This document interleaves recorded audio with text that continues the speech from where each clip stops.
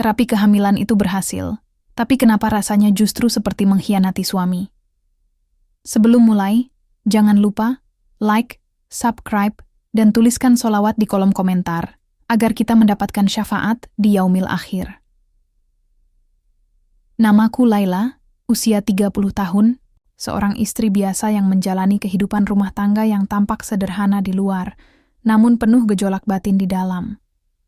Aku menikah dengan Raka, pria yang dulu aku temui saat masa kuliah, di sebuah diskusi kampus yang membahas tentang hak perempuan.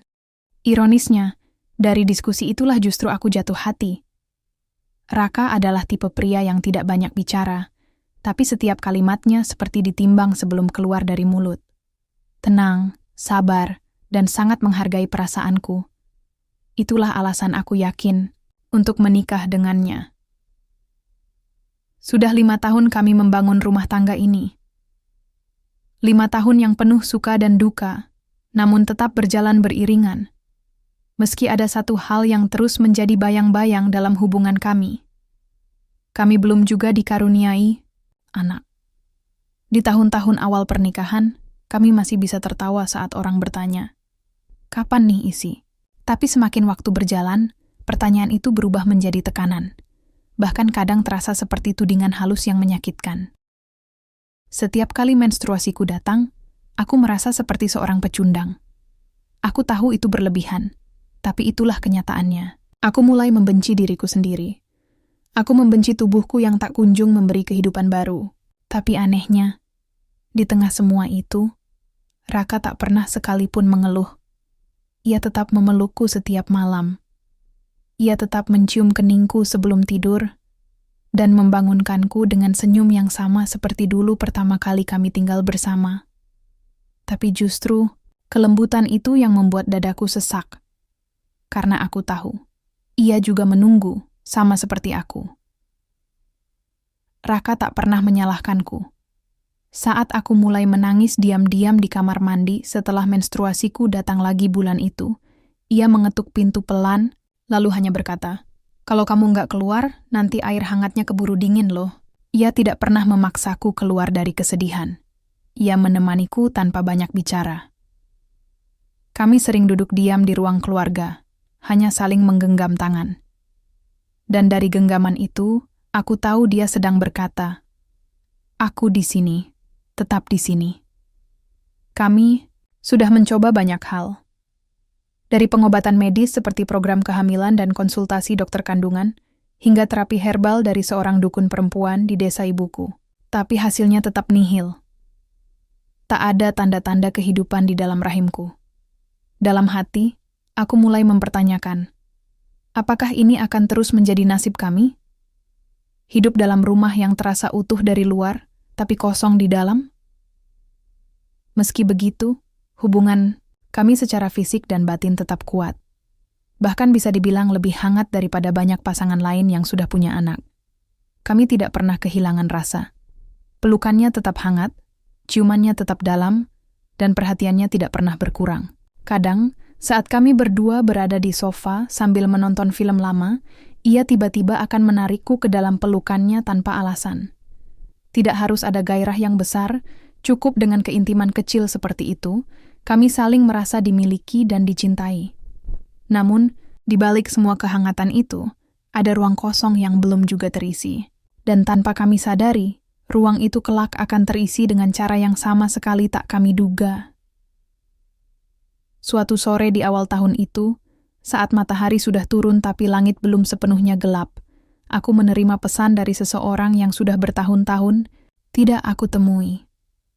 Arya.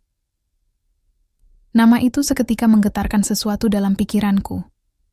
Bukan karena rasa cinta lama, tapi karena kenangan akan masa-masa kuliah dulu.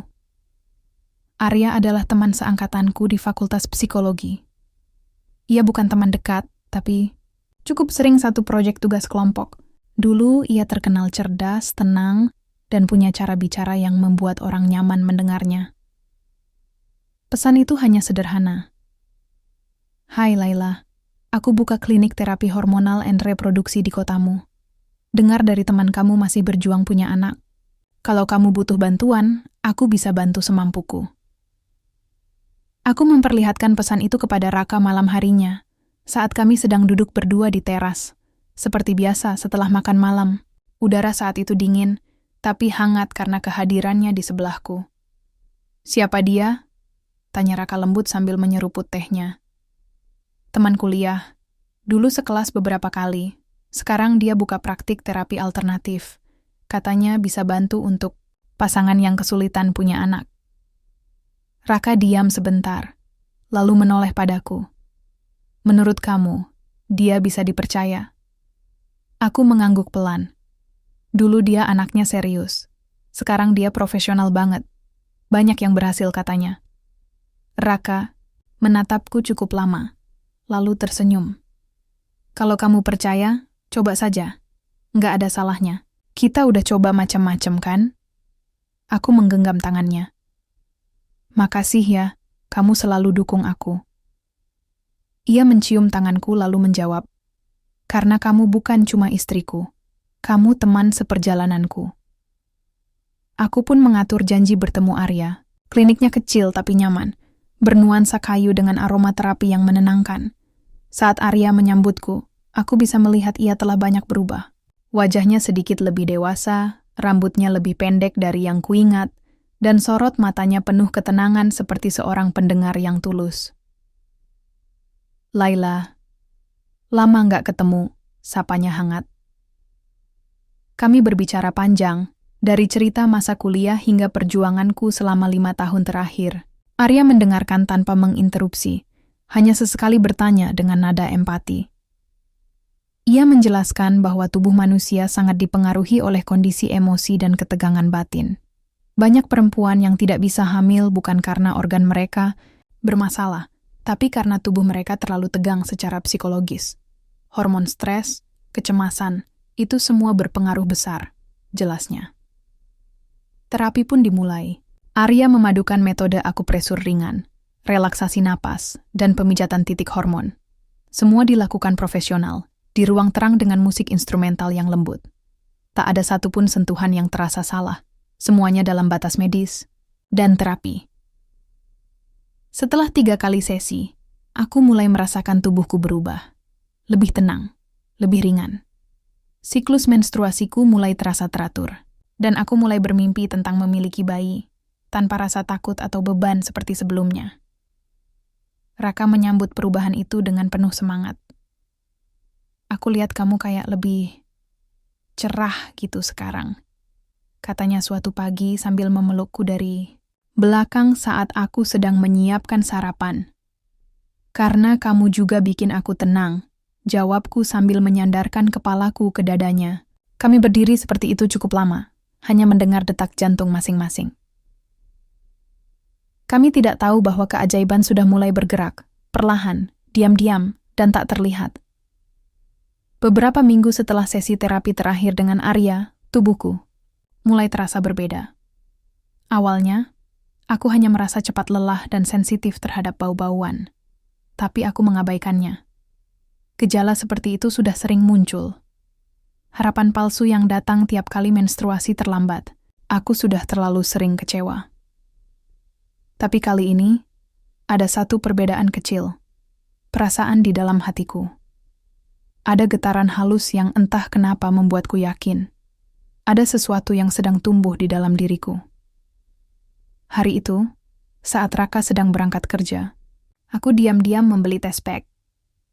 Aku bahkan tidak berani membukanya di rumah, jadi aku memilih melakukannya di kamar mandi sebuah minimarket dekat kompleks. Tangan dan lututku bergetar saat menunggu garis itu muncul. Beberapa detik terasa seperti siabat, dan di sana, 2 garis merah. Tangisku pecah begitu saja. Di ruang sempit, dingin, dan tanpa siapa-siapa, aku menutup mulutku sambil terisak, tak tahu harus bersyukur atau takut.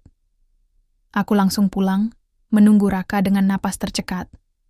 Begitu ia membuka pintu rumah, aku hanya berdiri di ambang pintu dengan test pack di tanganku. Ia menatapku heran. "Laila?" Aku tidak menjawab, hanya menyerahkan test pack itu. Saat ia melihat 2 garis merah itu, ia terdiam lama. Matanya membesar, lalu berkaca-kaca. Ia menarikku ke pelukannya, dan kami berdua menangis tanpa kata. Hanya isakan dan gemetar yang terasa. Pelukannya malam itu berbeda dari sebelumnya. Lebih erat, lebih dalam. Kami menangis bukan hanya karena bahagia, tapi juga karena seolah perjuangan panjang kami telah dijawab. Malam itu kami tidak langsung tidur. Raka mengusap perutku dengan lembut, seolah ingin menyapa kehidupan kecil yang baru hadir. Ia membisikkan doa-doa di telingaku, mencium dahiku, lalu memelukku dari belakang sambil berkata, "Terima kasih ya, kamu kuat banget." Namun di tengah kehangatan itu, diam-diam, sebuah bayangan menggangguku. Bayangan tentang proses terapi bersama Arya. Bukan karena ada hubungan terlarang, tidak. Tidak pernah ada pelukan, tidak pernah ada pelanggaran batas antara pasien dan terapis. Tapi aku tahu, dalam beberapa momen terapi, aku merasakan hal yang lebih dalam dari sekadar profesionalisme.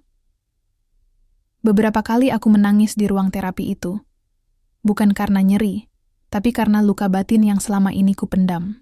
Arya tidak banyak bicara, hanya duduk di sebelahku, menatap dengan mata yang tenang, dan meletakkan tangannya di bahuku dengan kehangatan yang menyentuh.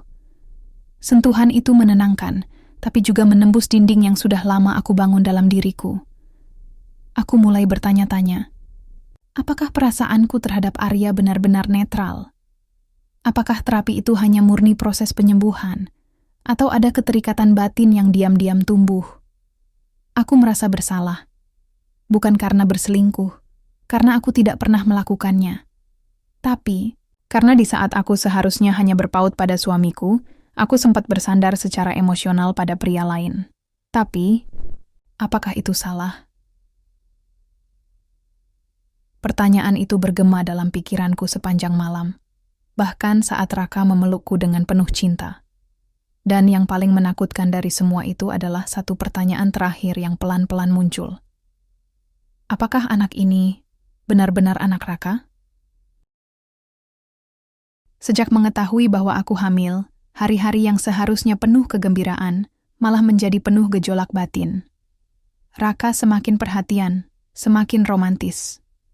Setiap pagi ia akan membangunkanku dengan kecupan lembut di kening, menyapa calon bayi, kami dengan suara pelan penuh cinta. Tapi aku menyembunyikan kegelisahan yang makin dalam, makin tak bisa kuabaikan. Rasa bersalah itu seperti duri dalam dada. Bukan karena aku berbuat salah secara nyata, tapi karena aku merasa menyimpan sebuah ruang yang tak pernah kuceritakan pada Raka. Hubungan emosionalku dengan Arya saat terapi, meski tidak melibatkan satupun pelanggaran fisik, terasa seperti perselingkuhan dalam bentuk yang paling sunyi. Dan yang paling menyakitkan adalah, aku tidak yakin apakah aku bisa sepenuhnya menolak perasaan itu saat itu terjadi. Setiap kali aku melihat mata Raka yang begitu penuh kasih, aku justru makin merasa kecil. Ia begitu yakin bahwa anak ini adalah buah cinta kami, hadiah dari langit, setelah sekian lama menunggu. Ia memperlakukanku seperti perempuan paling kuat dan paling dicintai di dunia, dan itu membuat perasaanku makin berkecamuk. Aku mulai menarik diri perlahan, bukan secara kasar, tapi lebih halus. Kadang aku pura-pura tidur lebih cepat. Kadang aku bilang kelelahan agar tidak harus berbicara banyak di malam hari. Tapi Raka selalu tahu. Ia selalu tahu kapan aku sedang tidak baik-baik saja. Suatu malam, kami sedang duduk di kamar. Lampu sudah diredupkan, dan suara hujan turun perlahan di luar jendela. Ia memelukku dari belakang. Perutku yang mulai membesar diusap pelan dengan kedua tangannya. Ia mencium tengkukku dan berbisik, "Aku masih nggak percaya. Kita akhirnya sampai di titik ini." Aku hanya diam. "Laila," katanya, nadanya mulai berat. "Kamu kelihatan beda akhir-akhir ini. Ada yang kamu simpan dari aku, ya?" Air mataku langsung jatuh, tanpa bisa kutahan. Aku berbalik menghadapnya, melihat mata yang selalu membuatku merasa aman. Tapi kali ini, malah membuatku ingin berlari. "Maafin aku," kataku pelan. Aku harus jujur." Aku ceritakan semuanya. Dari awal sesi terapi, bagaimana aku merasa aman di dekat Arya. Bagaimana pelan-pelan ada kedekatan batin yang tumbuh. Aku pastikan tidak pernah ada hubungan fisik atau niat untuk berpaling, tapi aku tak bisa bohong soal perasaan yang sempat hadir. Dan yang paling berat aku ucapkan adalah, aku nggak yakin apakah anak ini benar-benar anakmu. Raka menatapku lama, sangat lama. Tak ada kata-kata selama beberapa menit. Matanya berkaca-kaca, tapi bukan karena marah, melainkan karena terluka. Tapi lalu, ia mengambil napas panjang, mengusap air mataku dan berkata dengan suara serak, "Kamu jujur, itu sudah cukup buatku." Aku terpaku. Kalaupun anak ini hadir karena proses yang tidak sepenuhnya dari aku, tapi kamu yang mengandungnya, kamu yang berjuang, dan aku yang akan membesarkannya.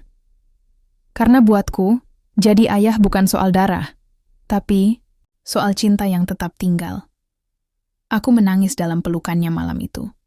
Tangis yang paling dalam, paling jujur, dan paling menyakitkan, tapi juga paling membebaskan. Hari-hari setelah pengakuan itu terasa seperti awal yang baru, meskipun tidak mudah. Ada ruang-ruang yang sempat retak, ada luka yang harus sembuh perlahan. Tapi di tengah semua itu, aku merasakan sesuatu yang tak pernah kurasakan sebelumnya. Kelegaan. Aku dan Raka tidak lagi menyimpan apapun di antara kami. Tak ada lagi rasa bersalah yang kubendung sendiri.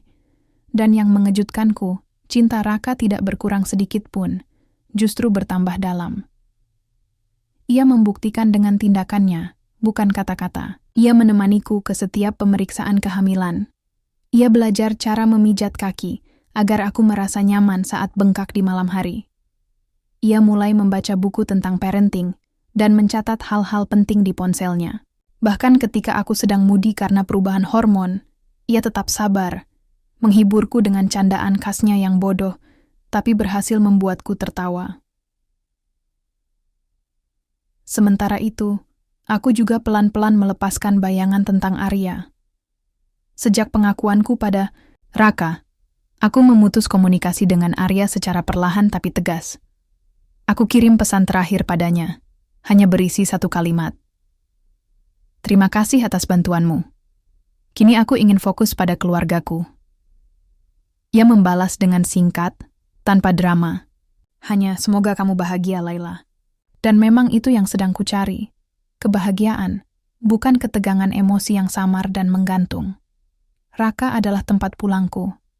Dan anak ini, siapapun benihnya, akan menjadi cinta yang kami besarkan bersama. Suatu malam, beberapa minggu menjelang persalinan, aku dan Raka duduk di lantai kamar bayi yang baru saja kami selesaikan dekorasinya.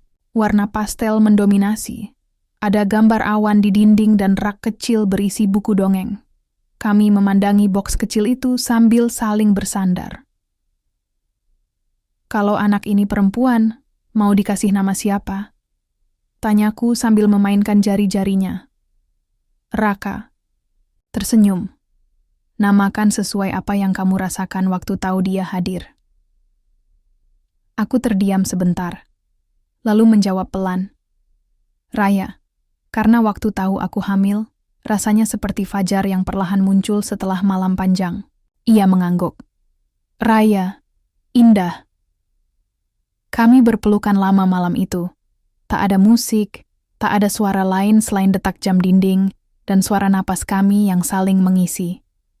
Dan saat tangan Raka menyentuh perutku, janin kami menendang pelan, seolah ikut merespons. Kami tertawa bersamaan, kecil, tapi penuh makna. Dan saat itu aku tahu, tak semua cinta harus sempurna jalannya untuk jadi utuh. Rumah tangga kami mungkin tidak seperti cerita ideal dalam novel. Tapi kami belajar bahwa kejujuran bisa menyelamatkan, bahwa cinta yang terus tumbuh bisa menyembuhkan, dan bahwa menjadi keluarga bukan tentang bagaimana kita memulai, tapi bagaimana kita memilih untuk tetap tinggal meski badai pernah datang. Raya lahir sebulan kemudian, dengan tangisan keras dan mata yang langsung mencari cahaya. Dan di ruang bersalin itu, saat Raka menggendongnya untuk pertama kali, aku melihat pria yang tidak hanya menjadi suami terbaik, tapi juga ayah sejati, bukan karena garis keturunan, tapi karena hatinya memilih untuk mencintai tanpa syarat. Semoga kisah ini bisa menjadi pelajaran. Terima kasih telah menyimak kisah ini sampai akhir. Wassalamualaikum warahmatullahi wabarakatuh.